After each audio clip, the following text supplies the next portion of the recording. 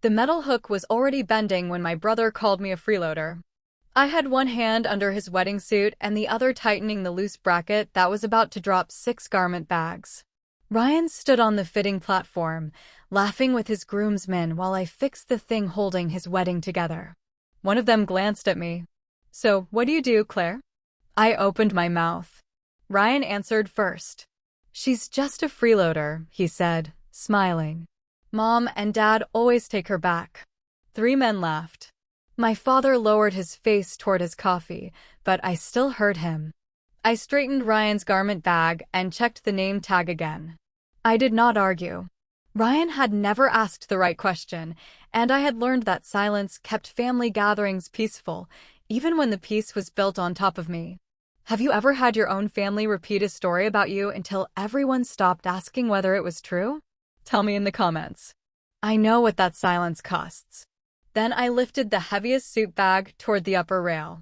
My sleeve caught. The fabric slid past my watch and exposed the scar along my left wrist. It was not one clean line. The skin tightened in several directions, crossed by a narrow surgical mark and uneven patches that had never healed the same way. The laughter stopped. Ethan Cole, Ryan's best man, had been watching me through the mirror. Ethan was a former Army Ranger. Now he stared at my wrist. Once, then again. He was not looking at how bad the scar was. He was studying the pattern. I pulled my sleeve down, but I was too late. His eyes moved from the scar to my old watch, then to the way I had braced the garment rack before fixing it. His face changed. "BL, 17, he said quietly. No one else reacted. I did. I forgot how to breathe. Ryan laughed again. "What is that? One of Claire's mystery jobs?" Ethan did not smile. I looked directly at him. "Not here." That was all I said. He understood. He stepped away from the mirrors, walked out of the store, and reached for his phone. Ryan kept talking, trying to pull the room back toward him. But no one laughed the same way again. I watched Ethan through the front glass and knew what he was trying to find. A record with no public name. A photograph with no face. And a question my family had never thought to ask. But to understand why I had spent years letting them believe Ryan's version of me, I need to take you back to the day I arrived in Ashford with one duffel bag. I set one duffel bag beside the sofa in my parents' living room. Mom looked at it, then at me. "That's all you brought?" "It's enough." She pulled a folded blanket from the chair. "Every hotel is full because of the wedding. Your old room is packed with decorations, so you can sleep here. I'm glad you came early. I could use the help." I had changed my travel schedule to arrive 3 days sooner. I did not tell her. I checked the front door, hallway, and path to the kitchen without thinking. Then I placed my shoes aside and slid the duffel beneath the table. "You never have much to bring home," Mom said. She meant it kindly. Still, I knew what she saw. A woman with no permanent place. No full closet. No life stable enough to leave behind. She did not see a bag packed to move fast, with everything folded where my hands expected it. The next morning, the back door scraped against the floor. I lifted it, checked the hinge, and found the frame had shifted after the storm. A brown watermark near the ceiling bothered me more. Dad handed me a screwdriver. "You always notice this stuff." I tightened the hinge, checked the sag, then marked the ceiling section that needed professional inspection. Harold Pierce stopped by and laughed when he saw me working. "Same Claire," he said. "Always fixing what Ryan broke." Dad smiled, but never asked how I knew where the problem was. On the counter sat the home insurance notice. I turned it face down before Mom returned. My phone rang. Ryan did not ask whether I was busy. "I need you to pick up the place cards, confirm the rental chairs, and check Dad's suit." I looked at the repaired door. "Send me the list." He did. As if my time belonged to the house, because I was sleeping there. I carried the wedding boxes into Ryan and Natalie's living room and set each one beside the table. Ryan was in the kitchen, speaking just loudly enough for me to hear. "Claire's staying with Mom and Dad again," he said. "She never keeps a place for long." Natalie lowered her voice. "Maybe she's only there for the wedding." Ryan laughed. She always has some job she can't explain. Then she disappears, moves somewhere else, and calls when she feels like it. Mom and Dad can never say no. I kept unpacking ribbons, place cards, and sealed envelopes. Every item went where Natalie had asked. Ryan walked in and nodded toward me. See? She's useful when she's around. The anger came late. That was the worst part. I had heard the same version for years, but never with every missing piece arranged so neatly against me. Natalie watched me finish the last box. You did all of this today? And the chair count. Your florist confirmation is in the top folder. She looked at Ryan again. Not accusing. Not yet. But the joke no longer seemed complete to her. Back at my parents' house, Mom handed me another list before I had taken off my shoes. We still need the welcome bags checked. My phone vibrated against the table. Fort Leonard Wood filled the screen. I turned it face down before Ryan could read the name clearly. He smirked. Even your temporary work won't leave you alone. I said nothing. The hotels were full. My old room held wedding supplies. I was sleeping on the sofa because I had come early to help, not because I had nowhere else to go. When the room finally emptied, I opened the message. Response required. Confirm availability. Report through the proper channel. The wording was brief. Ordered. Familiar. I typed a reply, then stopped before sending it. From the kitchen, Mom called, Claire, can you check those bags now? I locked the screen. Coming. Whatever Fort Leonard Wood needed from me would wait a few more minutes. Ryan's wedding would not. When Ryan was 8, he snapped the wheel off a wooden truck Dad had built for him. He cried like the world had ended. I found the loose pin beneath the couch, straightened it with pliers, and fitted the wheel back into place. Dad smiled. Claire can fix anything. Mom kissed the top of my head. Thank goodness one of you is dependable. Ryan grabbed the truck and ran outside before the glue had fully dried. That became our pattern. Ryan filled every room. He told louder stories, made bigger mistakes, and needed more help. I carried groceries, repaired drawers, finished chores, and rarely asked for anything. Claire won't mind, Mom would say. Usually I didn't. Or maybe I learned that being easy to love meant being easy to need. By the time I decided to leave Ashford, I knew exactly which part would frighten Mom. I waited until my duffel was packed before telling her. I joined the army. The color left her face. No, Claire, no. Not war. Her fear came from old family memories she never described without shaking. I sat beside her and chose my words carefully. I'll be working in construction and logistics for the government. That was true. It was simply not all of the truth. Mom's shoulders lowered. So you'll build things? Move supplies? Yes. Not fighting. I looked at her hands folded tightly in her lap. I'll be trained. I'll be careful. She heard what she needed to hear and stopped asking questions.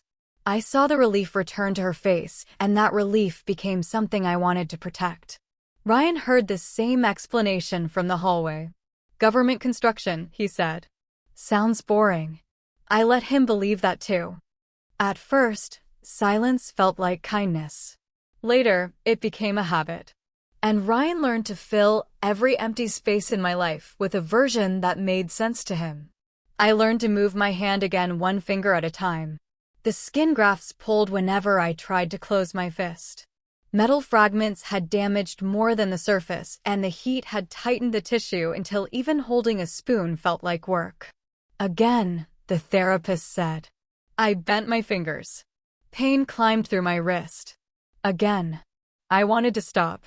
What frightened me most was not the pain. It was the possibility that my hand would never be steady enough for the work I had trained to do. Every evaluation carried the same unspoken question. Could I return to the life I had chosen? So I kept going. When my phone rang after therapy, I stared at Margaret's name until my breathing slowed. Then I sat straighter and answered in the voice she expected. Hi, Mom. There you are. How's the weather? Cold. She told me Robert had fixed the porch light, Ryan was talking about another promotion, and the kitchen faucet had started dripping again. "You sound tired," she said. "Long day. Are they working you too hard?" "I'm fine, Mom." That answer relaxed her. I could hear it. She talked for another 10 minutes. I laughed in the right places and promised to call again Sunday. Neither of us mentioned where I was receiving treatment. After we hung up, I reached for a paper cup. My fingers slipped. Water spilled across the table. My family had heard my voice every week. They just had no idea I was learning how to use my hand again. Months later, Ryan told relatives I had lost nearly a year because another government project had fallen apart. "Claire never stays anywhere long," he said. "Something always goes wrong." He spoke with the confidence of someone who had never asked a second question. The truth was quieter. I finished rehabilitation. I passed the evaluations. I returned to a world built on standards, orders, and responsibility. I never asked my family to applaud. And because I did not correct Ryan, his version became easier to repeat. Years later, inside the suit shop, Ethan stood outside with his phone while Ryan kept joking behind me. On Ethan's screen was an old training document. The photograph showed no face, no name, only a bandaged arm, later scarred in a pattern almost identical to mine. At the bottom of the page was one code: BL-17. Ethan later told me he found BL-17 in an archived training module. The file showed a bandaged arm, a damage pattern caused by heat and metal fragments, and a short summary about an unnamed engineer connected to Bridge Lantern. Most of the details were restricted. No face, no rank, no unit. But the scar diagram matched mine closely enough that Ethan stopped treating it like a coincidence. He checked the source twice. Then he found the approval line at the bottom. Marcus Hale. Ethan did not show Ryan. He did not call anyone in the family. He knew recognition was not proof, and curiosity did not give him the right to expose someone else's history. So he followed the archive contact. The response came the next morning. The record existed. Part of it had been declassified. The engineer's identity could not be confirmed without consent.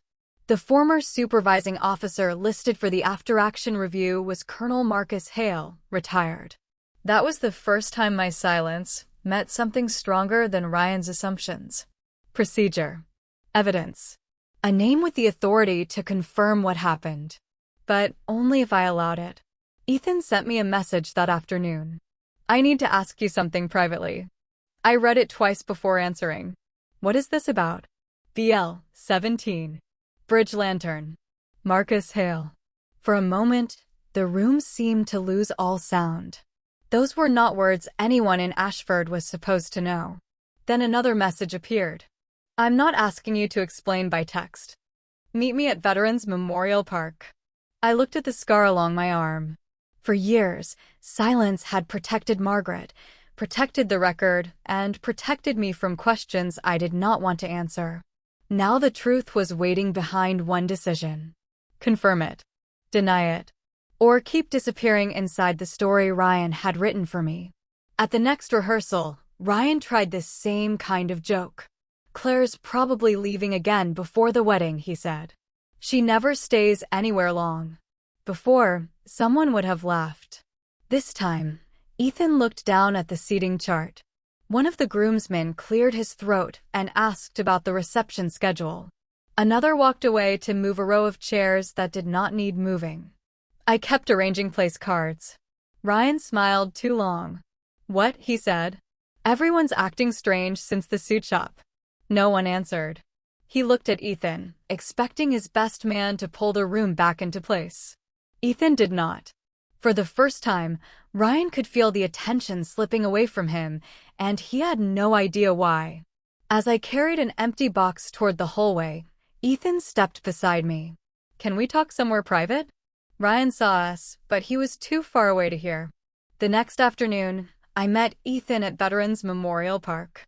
He handed me a printed public summary. Most of the page was blacked out. "I recognized the injury pattern," he said. "But I wasn't sure. A scar isn't proof." I glanced at the code near the bottom. BL 17. Ethan watched my face. The bulletin led to Marcus Hale. I found a contact channel, but they won't confirm the engineer without consent. You contacted the archive? Only through the public process. I haven't asked anyone to identify you. His voice stayed careful. If I'm wrong, tell me. If you want me to stop, I stop. I folded the page once. BL 17 is not meaningless. That was all I gave him, but it was enough to change the silence between us. No one hears about this, I said. Not Ryan. Not the family. No one. Ethan nodded. And don't contact Hale again until I decide. You have my word. For the first time, the information belonged to me instead of the story Ryan had built around it. That control lasted less than a day. Ryan stopped me after rehearsal. What did Ethan say? It was private. He stepped into my path. Just tell me what you do. One sentence. Then I can explain it to everyone and this whole thing can go back to normal. Normal for whom? My friends think I've been making things up. Every request was about him. His embarrassment. His reputation. His need to repair the room. You are not entitled to my history because your jokes stopped working, I said. His face tightened. So this is my fault? You chose what to say. You let me say it, Claire. For years. He pointed toward the rehearsal hall. You let me look like an idiot in front of everyone. And there it was. Ryan did not regret getting me wrong. He blamed me for not making his version true. I did not answer Ryan right away. Part of what he said was true. I had kept pieces of my life from the family. I had let vague answers stand because they calmed Margaret and kept difficult questions away. But silence was not the same as permission. You did not know, I said. That is true. Ryan folded his arms. But not knowing did not give you the right to decide who I was. His jaw tightened. You could have corrected me. I could have told you more. I accept that. For 1 second, he looked almost relieved. Then I continued. But you chose the insults. You chose to repeat them. You chose to sound certain when you had never asked. Ryan shook his head. So the truth is going to make me look worse? That was the only part he heard. Before I could answer, Natalie entered the room. Ryan immediately told her I had hidden something for years and was now refusing to help him explain it. Natalie listened without interrupting. Then she looked at me. What do you want to happen? The question stopped me. Ryan answered first. We tell everyone enough to clear this up. Natalie did not look away from me. I asked Claire. Ryan's face changed. If there is nothing shameful, why keep it secret? Because it is not yours to present, Natalie said. Silence settled between us. I thought of Marcus Hale. Of the record Ethan could not open without my consent. Of how easily Ryan could turn the truth into a wedding story, another moment centered on him. I need time, I said. Natalie nodded. Then take it. Ryan stared at her as if she had broken an agreement he thought existed. Until that moment, I had believed staying silent kept control in my hands. But silence had allowed Ryan to keep speaking for me. And I finally understood that refusing to choose was still a choice. I sat alone in the living room while the rest of the family believed I was simply staying there until the wedding. The house was quiet. For years, I had convinced myself that silence was kindness. It had helped Margaret sleep without worrying about where I had been or what had happened. Then it became something else. It made it easier for Ryan to invent answers where none existed. Now it was doing even more. It was protecting insults from consequences. I thought about Ethan. About Natalie asking what I wanted instead of deciding for me. For the first time, I saw that saying nothing was no longer neutral. I picked up my phone. I'm ready, I told Ethan. There can be a limited confirmation. He waited. But only under my conditions. He said quietly, I'm listening. I took a slow breath before answering. Only my immediate family. No media. No social posts. No medical records. Nothing during the wedding. And nothing that is still restricted. I understand, Ethan said. I'll pass every condition exactly as you gave it. This is not permission for people to retell my life. It won't happen. You won't speak for me either. I never intended to. His answer eased something I had carried for years. A few hours later, he called back. Colonel Marcus Hale agrees.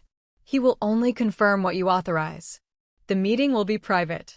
He will not discuss restricted details. And it will happen before the rehearsal dinner. I closed my eyes. The decision no longer belonged to fear. It belonged to me. For the first time in years, the truth would move forward within boundaries I had chosen. Now the only question left was how my family would react when they were invited to a private meeting without being told why. I asked that the meeting happen in my parents' living room, not at the rehearsal venue. No decorations. No guests.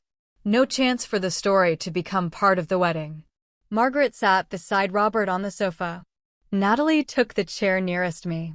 Ethan stood by the table with the laptop and a private call device. Ryan arrived last. What exactly is this? He asked. You'll hear it with everyone else, Ethan said. Ryan looked at me. You could have warned me. Natalie answered first. This is not yours to manage. Robert studied the room, then me. You set this up like a briefing, he said quietly. I did not deny it. Margaret kept looking at my arm. Is this about how you were hurt? Her question almost broke my composure. Partly, I said. Ryan moved closer to Ethan. Just tell me enough so I'm not blindsided. Ethan closed the laptop halfway. I gave Claire my word. For the first time, my family had to sit inside my silence instead of filling it for me. While we waited, Ryan leaned forward. If this is something important, maybe we can use it. Use it how? At the wedding. In the speeches. If you did something people should know about, we could acknowledge it. The disappointment came faster than anger. When Ryan thought I was a failure, he made me a joke. Now that he suspected I might be worth admiring, he wanted to make me a feature. Natalie's voice sharpened. This meeting is not here to repair your image. I'm trying to honor her. You're still deciding for her. Ryan looked at me as though I should defend him. I did not. Confirmation does not make my life part of your wedding, I said. Nothing said here leaves this room unless I allow it. He sat back, offended by a boundary he had never expected me to set.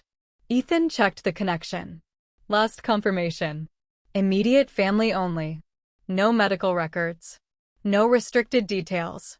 No recording. No public use. I looked at Margaret, already frightened.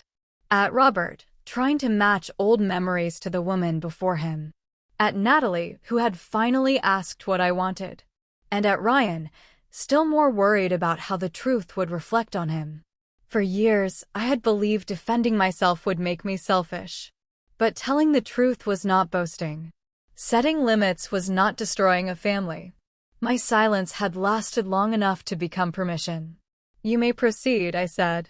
If quiet strength, family truth, and earned justice matter to you, stay with me and subscribe. Because the most important part was never only who I was. It was what my family would do after they knew. The screen brightened. A name appeared.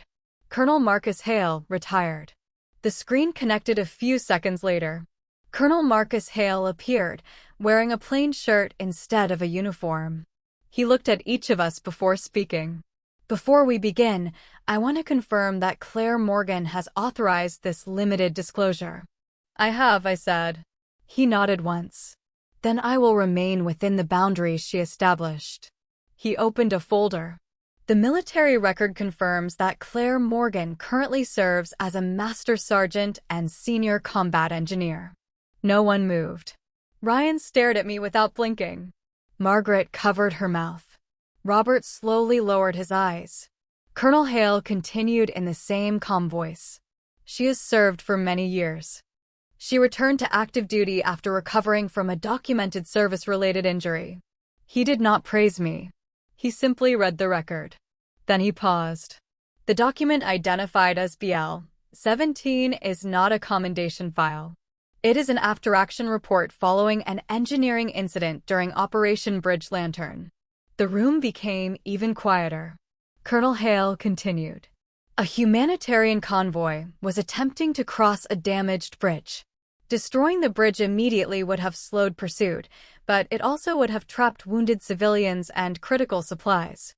Waiting for full repairs was not possible. There was no perfect choice. I remembered the pressure of that day without saying a word. Master Sergeant Morgan proposed maintaining the crossing only as long as necessary for the convoy to pass safely. That decision reduced one risk while increasing another for the engineering team. He never described me as fearless. He described responsibility. I looked at Ryan. For the first time, he was listening instead of judging. Colonel Hale turned one page. During the operation, the bridge structure shifted unexpectedly. I felt my arm ache before he finished the sentence. Master Sergeant Morgan sustained thermal injuries and wounds caused by moving metal fragments. She remained in position long enough to monitor the convoy's movement until the final vehicle had crossed. She was one member of a coordinated team carrying out a difficult mission. Not a hero standing alone. Not a legend.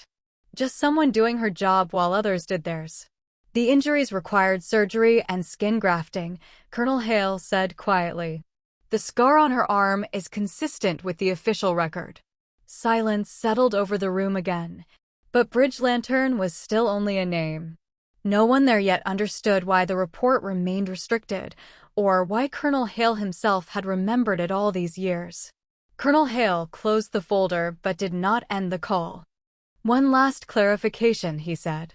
Bridge Lantern remained restricted because of the location, the coordinated units involved, and communication failures that affected the operation afterward.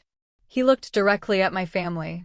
Training materials based on that incident removed Master Sergeant Morgan's name and image. The facts remained in the record. They simply were not public. He paused. Claire never requested recognition. She never attempted to publicize this operation. She returned to duty after recovery and continued serving. Ryan lowered his head. So, she wasn't hiding this to make us feel guilty. Colonel Hale answered before I could. No. The truth existed whether she spoke about it or not. His voice stayed calm. The question was never whether Claire had a record.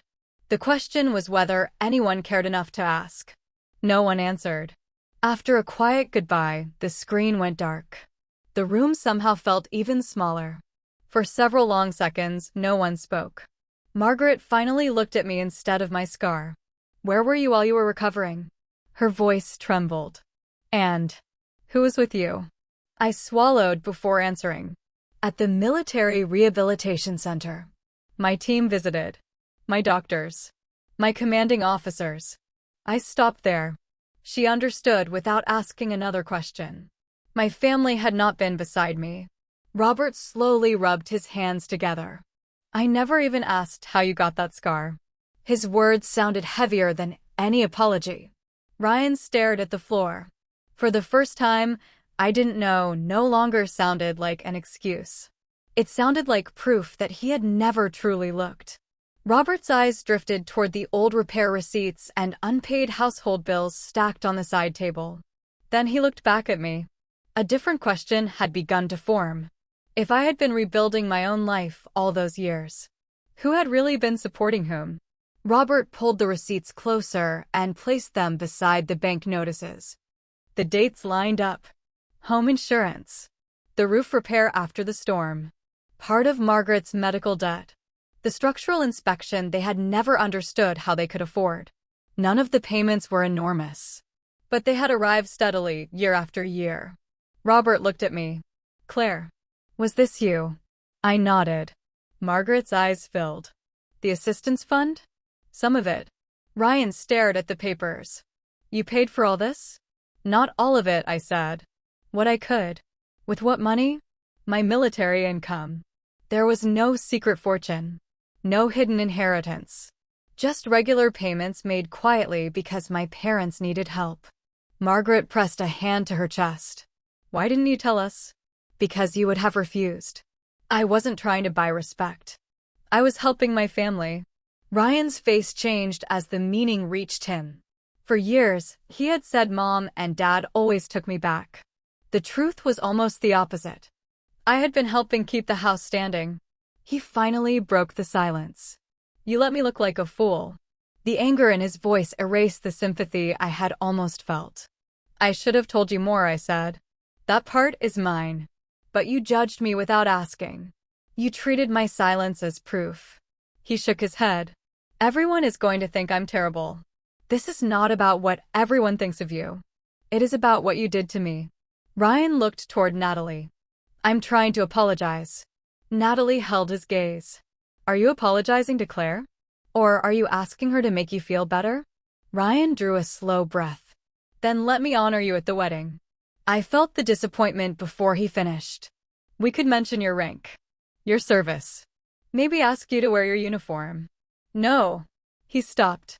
I kept my voice calm. No uniform. No medals. No story about my scar. No report. No special table. And no one speaks for me. Ryan looked wounded. I'm trying to fix what I did. Turning me from the family failure into the family hero without asking is not fixing it. It is still you deciding who I am. Natalie stepped closer to me. She is telling you what respect looks like. Ryan glanced between us. For once, he did not argue. He did not bargain. Then he asked the first question that mattered. What do you want me to do? Correct what you said. Keep my private life out of your wedding. And when I tell you no, believe me the first time. The next morning, Ryan spoke with Ethan and the groomsmen. He admitted that the stories he had told about me were false. He did not mention Bridge Lantern. He did not reveal my rank or my injuries. One of the groomsmen found me afterward. I laughed at something I never understood, he said. I'm sorry. Thank you, I replied. I did not hug him. I did not turn it into a family reunion. A truthful apology did not require a performance. Ethan remained polite but distant with Ryan.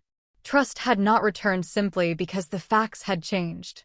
Later, I saw Ryan standing alone with his wedding speech folded in one hand.